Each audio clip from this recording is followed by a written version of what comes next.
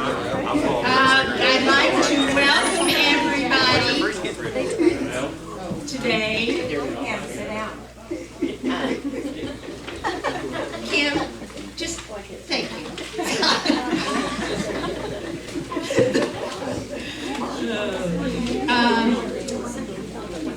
We will be starting our song service with hymn number 730. And if you want to pull around and get one from, yeah, that's okay. Yeah, that's allowed. We'll be singing hymn number 730, Stand Up for Jesus, singing the first, second, and last verses.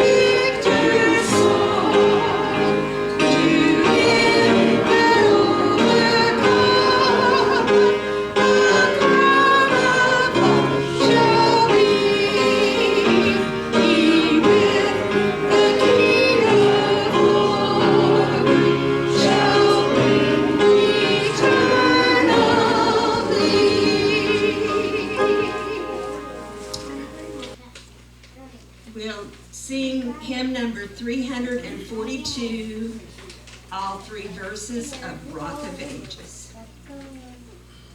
Thank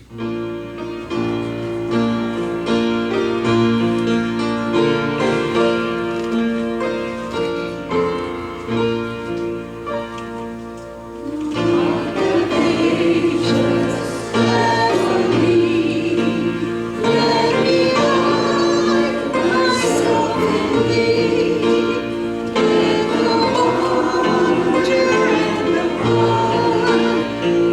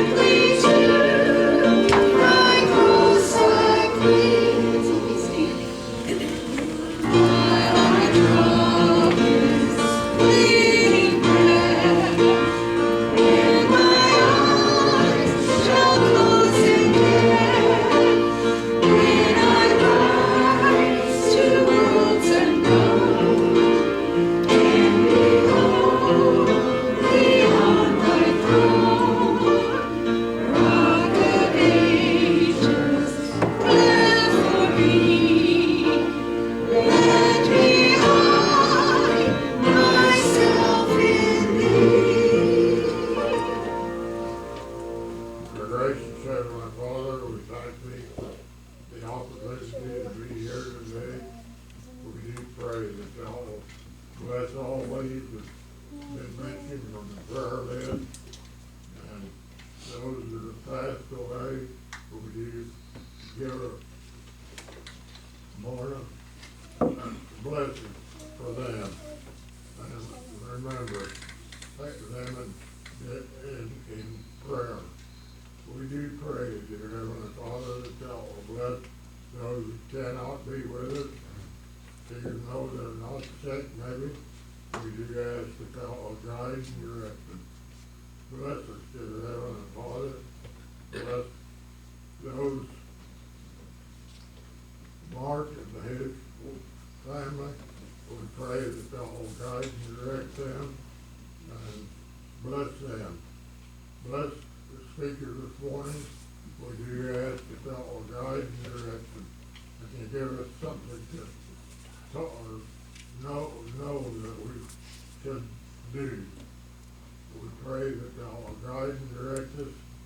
We pray and thank thee that we can assemble here each week and visit with others, and yet we learn about you and your Son, Jesus Christ. We ask in Jesus' name. Amen. We'll be singing I'll Fly Away, hymn number 779, singing the first and last verses.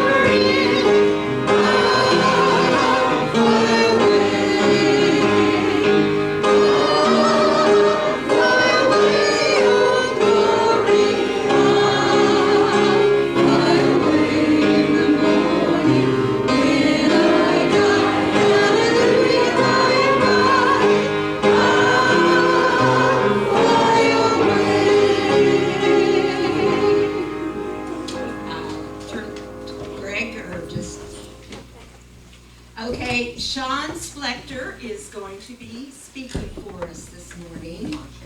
And we're glad to have you. So. Oh, yeah. There's people that know you, Sean. Or Eric. I was going to say. Eric. I said the wrong name, Eric. Yeah, Sean will be speaking, but not here. I said, I don't think so. Something drastically changed. Yeah, Sean's my younger brother. Oh. So I'm Eric. I'm a guy lacrosse. Oh, yeah, absolutely. Yes. Little kids can go downstairs now? Yep, no guy but Will was there at the wedding. Oh, a little bit younger. Okay. Well, as the kids make their way, we can open our Bibles to 2 Samuel. 2 Samuel 22. I'm going to do my best today to present a message for you in somewhat of two-part. I'll have kind of two movements, and I think that's the best that I can show that or portray that today. And so if it, all of a sudden in the middle of the sermon you go, then you've been warned, okay? Just saying, you've been warned. But 2 Samuel has been something that's been really powerful in my life lately. I can't remember the last time I was here. I remember it being warm. Was it springtime or so? I don't know if you remember me, but thankful to be back. I remember I spoke a message on the temptations of Christ and talked about the different things that he walked through. If that jogs your memory about some dude up here speaking. That was me. But a lot has happened since then, and so that's some of what I want to come to share. I also shared then about being an addictions counselor and working with some that are suffering from drug and alcohol abuse and working in those ways. So since then, things have changed, but we're going to dive into 2 Samuel chapter 22. It says, David sang to the Lord the words of this song when the Lord delivered him from the hand of all his enemies and from the hand of Saul. He said, the Lord is my rock, my fortress, and my deliverer. My God is my rock in whom I take refuge, my shield and the horn of my salvation. He is my stronghold, my refuge, and my Savior. From violent people who saved me, I called to the Lord who is worthy of praise and have been saved from my enemies. The waves of death swirled around me, the torrents of destruction overwhelmed me. The cords of the grave coiled around me, the snares of death confronted me. In my distress, I called to the Lord, I called out to my God. From his temple he heard my voice, and my cry came to his ears. The earth trembled and quaked, the foundations of the heavens shook, and they trembled because he was angry. Smoke rose from his nostrils, consuming fire from his mouth, burning coals blazed out of it. He parted the heavens and came down, dark clouds were under his feet. He mounted the cherubim and flew. He soared on the wings of the wind, and he made his darkness his canopy around him. The dark rain clouds of the sky, out of the brightness of his presence, bolts of lightning blazed forth. The Lord thundered from heaven. The voice of the Most High resounded. He shot his arrows and scattered the enemy. With great bolts of lightning he routed them. The valleys of the sea were exposed, and the foundations of the earth lay bare. At the rebuke of the Lord, at the blast of breath from his nostrils, he reached down from on high and took hold of me. He drew me out of deep waters. Well, there's just a lot more that could be read through that. I didn't want to take you all through it, but go back, and it's a lengthy chapter. It's there's just a lot to be said. But in the reading of that, I don't know if you, like me, when I think of all the circumstances going on around us and what we've shared even this morning, and people passing and suffering and hurting, there's a lot of pain right now. 2020 has been difficult. However we view it, whether we're survivors and we're pressing on, or whether we tend to be a victim and just continue to kind of portray that. It's been tough either way. But we have a choice. We really do. With our everyday lives, who we are with. And when I read about our Lord there, I go, what do I have to fear? What do I have to fear? And I'm going to tell you in this movement here in a little bit, what do I have to fear means something to me so much more than it did the last time I was here with you. I thought I knew something. And sometimes tough times either humble you or they make you bitter. Correct? They either humble you or they make you bitter. I pray today that I've been humbled, and I hope the same for you. We are all in very difficult times. And I hurt for those that have lost. I hurt for those that are suffering. I hurt for those that are just in times that make no sense. And the only way to look is up. The only way to pray is to who we know. Our only salvation, our only shield, our only refuge, when we are stripped of so much of what we have in life, and then we're finally there to have to plead and urge, you're all I have, Lord. You're literally all I have. At that moment, we know it's a blessing in disguise, but we choose to be a victim, or we choose to be humble. And we can survive. We can surely, even through the tough times, know that He is good and that He loves us. I think about different instances where there are plenty of people in Scripture that the negativity of what was happening in their life could have taken them down a path away from the Lord, led them away, but they continued to say, no, He is who I look to. I think about Daniel and all the stories and the oppression that he faced. If you want an encouragement, I mean, it's kind of tough to read through, but look to Daniel even in this time. Look to Shadrach, Meshach, and Abednego. What did they do? What did they say? Even Shadrach, Meshach, and Abednego said, even if it doesn't turn out the way we would like it, we're not going to forsake it. We're going to keep looking. Even if we burn up in this furnace, and that would seem the most terrible thing that could ever happen, we know he is who we're looking to. And that kind of firm faith, that kind of firm knowledge of knowing who God is in our life is what we need to look to, what we need to know. I'd ask you to look over to Proverbs 15. I turn there with you. Proverbs 15:28, I believe. If I can read my own handwriting. You'll understand more of that here in a little bit too. 15:28. Says, the heart of the righteous weighs its answers, but the mouth of the wicked gushes evil. And I just consider that in so much of whether we're humbled, whether we're going to take a victim mentality of, oh, everything terrible happens to me. Everything terrible happens to me. You know, God is with us in the midst of our oppression. So if we're going to continue to have an attitude of like, oh, woe is me, we'll never rely on him. I hate to be that direct, but that's where I'm living right now. If you're just going to woe is me, then you're never going to look at him. Are you okay with that? Hearing that this morning? It's love, it's truth, it's harsh, but it's reality. You're either going to choose to be a victim of everything that happens to you, or you're going to be a survivor and rely on God's strength. There just is, that's black and white. There is no other way. I believe bad things happen to us. Yes, and sometimes we suffer pain, anger, anguish. All those things are right and true. Don't feel bad about that. I'm not shaming you in that. But even through that process, whether you choose to just continue to be a victim, then you'll never fully rely on him. That's reality. So here's the turn. So since I've been with you, I no longer work at what was called Seed or the Hour House in Charleston, Mattoon, because while I sat June 1st on my telephone talking to a client because of COVID-related issues, I sat there and I noticed something really strange happening. The whole entire right side of my face, my body, everything just began to tingle, and I got really disoriented. I couldn't hear him. He almost sounded computer-wise. And I'd had something going on a week or two before that, but I just didn't understand it. I'm 43 years old, you know, like, what's going on? But I had the wherewithal, get this, because you might hear where this is going already. I had the wherewithal to finish the call, to hang up, reschedule his appointment somehow, push the door open and say, I think I need help. And from there I went to an ambulance, to a hospital. A day later I went by air evac to Barnes Hospital. They diagnosed me with having a stroke. Then on June 4th, while I'm in Barnes, I had a massive stroke. Should have died, and I'm not over-dramatizing that. Should have passed away. They say 3 in 20 survive. I only survived because I was in Barnes Hospital.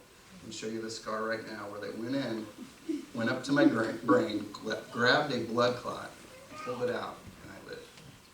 I don't know why. I'm not going to explain why and say, oh, just I'm this great guy, whatever. Just, yeah, it happened. And I remember much of what happened even in the occurrences. While I was stroking out, I laid on the CT, and I just can't make this up. I knew what I was suffering at the moment was enough going on with me that I gave up at that moment. I couldn't do it anymore. I thought, if this is life, I'm just done. And I laid there and I said, God, you have my kids, you have my family. I trust in you because I no longer have the strength. I no longer can do it. So just in peace, I'll go. And he didn't let me, apparently, because here I stand. But beyond that, recovery has been very, very difficult. I don't say that as a victim. I just say the area in my brain that was affected, I could show you a video I showed Greg a while ago. I walked around really wobbly with a walker. The cerebellum was what was hit. And that's the same place that, ironically, drugs and alcohol affect a person. So here I wobble, and I'm just saying nonsense. And yeah, if you'd met me in June, you'd think, who is this guy? But I'm thankful to the Lord to be here today, to be able to share with you, to be able to drive a car. I had to relearn everything. I'm not kidding. Everything. Like anything you learned as a kid up to now, I have gotten the opportunity to relearn. Anything. You name it, and I'll go, yes. How to eat? Yep. How to emotionally deal with something from kid to adult? Yep. Oh, that was fun. I'm still working on that one. Woo. Oh my word. Just to speak, just to move, just to... Oh, the first time I made scrambled eggs. What a mess. Trash. Relearn it. I'm not kidding. I used to walk in my mom and dad's house, and because of the mentalities going on in me, I would go up to a chair and I didn't trust my balance, and I also couldn't feel so well. I would go 1 fish, 2 fish, red fish, blue fish. And then I'd sit down. I'm not joking. And stand back up just because of the playful, kid-like nature that was going on, but I also knew I didn't trust what was going on. I had to keep myself safe. But all of those experiences, all of those things, I'm going to say today, and it doesn't make me better than anybody. I want to encourage you in this. I'm going to say today, I want to be a survivor. I don't want to be a victim of this. I want to point to him. I want to say he deserves the credit, the glory, the everything, because I would not be standing here, period. Dead, alive, able to preach or not. Guys, it was just a few months ago. I couldn't even drive a car. Like, had no business relearning it. And I don't mean this crass, but it's the area of my brain that was affected. I said, I'm a little less drunk every day. I just am. That's how I feel. I just am. You know, mentalities, wobbly, everything. The brain is an amazing thing. It's an amazing thing that God's created in you. And sometimes it can be our worst enemy, right, at the same time. But the more we surrender it, the more we lay it over, the more we have gratitude and say, God, you are who I rely on. Keep those thoughts, you know. Put your mind on things above, it says, rather than what? Earthly things. The troubles. We're going to have them. They're real. They're not fake. I'm not lessening them. We're in the midst of some really tough times like we've never faced before. I knew this was going to be tough when my mom and dad said, I've never seen anything like this before. I thought I better wake up. I better look around. But never has there been a better time for us to rely on God. Never. You haven't had one yet. You've faced some really tough times in life, but never have you had a time where you could be more reliant on His strength, His power, His love, His grace. And me too. And me too.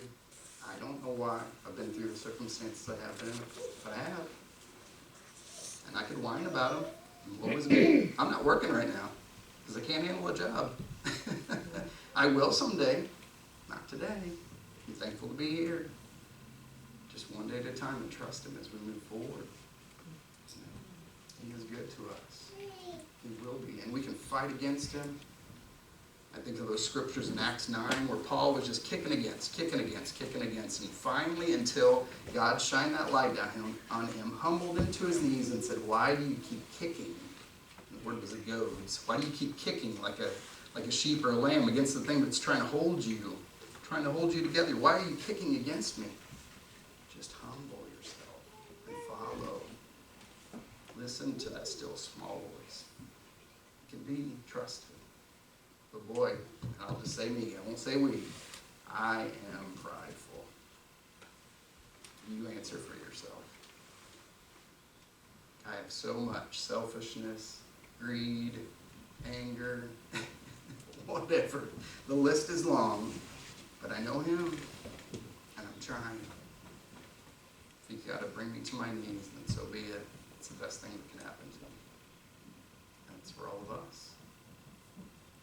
And so as you continue through these days, I pray that you're encouraged not just by what you've heard, what you know of the Lord, where you continue to set your mind on things above and not on earthly things, but know that tough times will continue, and they may be in a different wave, maybe in a different circumstance, maybe in a different order, and may feel like too much to handle. But remember, right at that moment, that it feels like too much to handle, you have never lost Him. You have never lost Him. He loves you. That's all He's ever wanted to say is He loves you. Are you listening? I'd like to. I will. I need to. His love endures forever. So it's a blessing to be here with you. I don't know how long we go or don't go, but I think for now that will suit us well. So his love endures forever.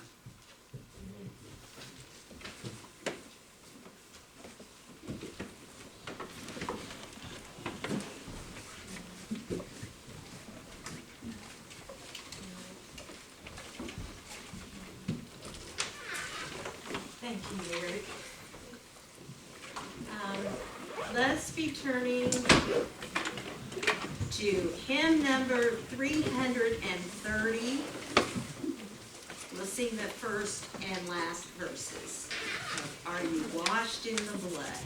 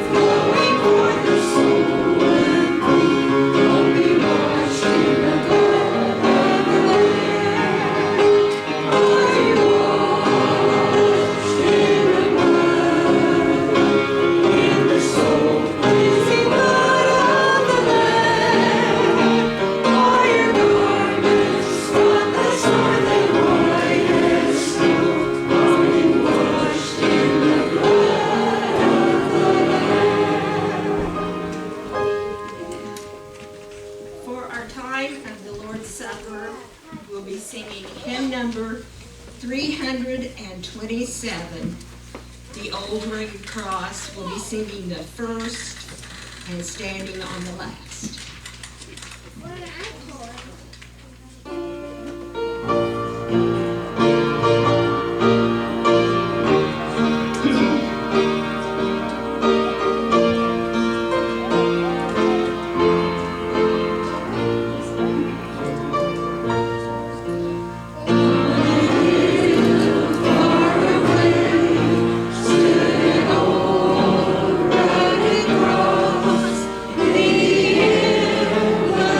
Suffering.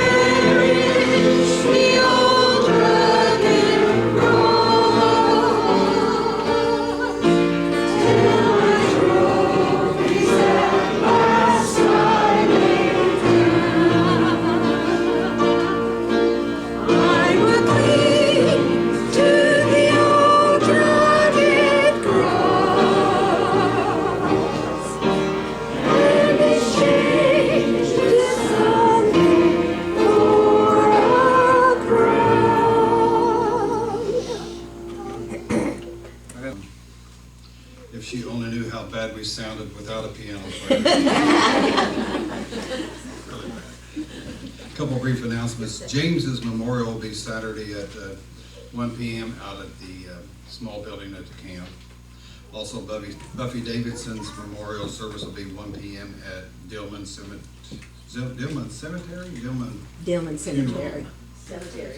Cemetery in Clay City. So, once again, Mark does not have COVID. Don't get worried yet. Time will tell. They just quarantined him. The health department called him yesterday. Last night, matter of fact, about 7 o'clock. And that's just the way it is. His family is taking precautions and staying in also. I'll be praying for that family. As far as the thing for Friday night, it's still on, right? Aren't you ahead of it? Me? Yes. Sir. Nathan's looking for somebody to be in the dunking booth. Oh.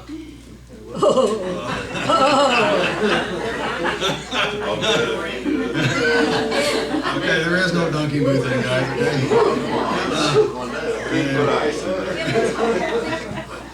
It's we're having a hayride and wiener roast? Okay, cool. What time? It's in the bulletin. 5 to 7, yeah, 5 to 7. From 6 to 8. 6 to 8. If you can read, it's in the bulletin, okay? Yes. Yes, Lisa? It is for the children. It's for the children, yes. It's not for, we don't get to come, Tyler, so. Bummer. I guess we can meet out at your house and have a dunking booth, right?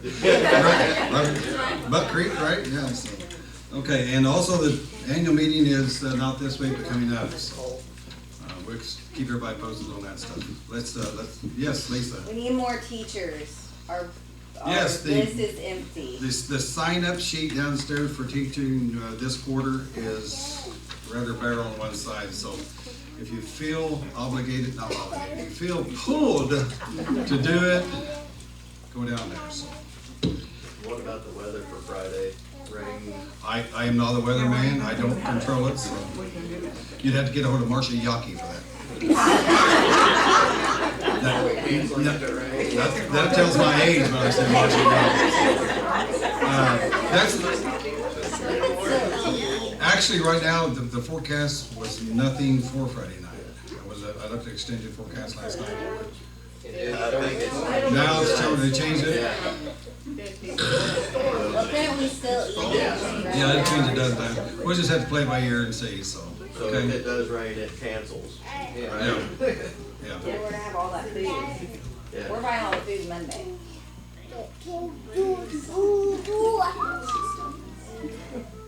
But still, we can't have it. It's hard to have a hayride and a wiener roast I in know the we rain. could grill out. with We the did it hot one dogs. time. Freezing rain.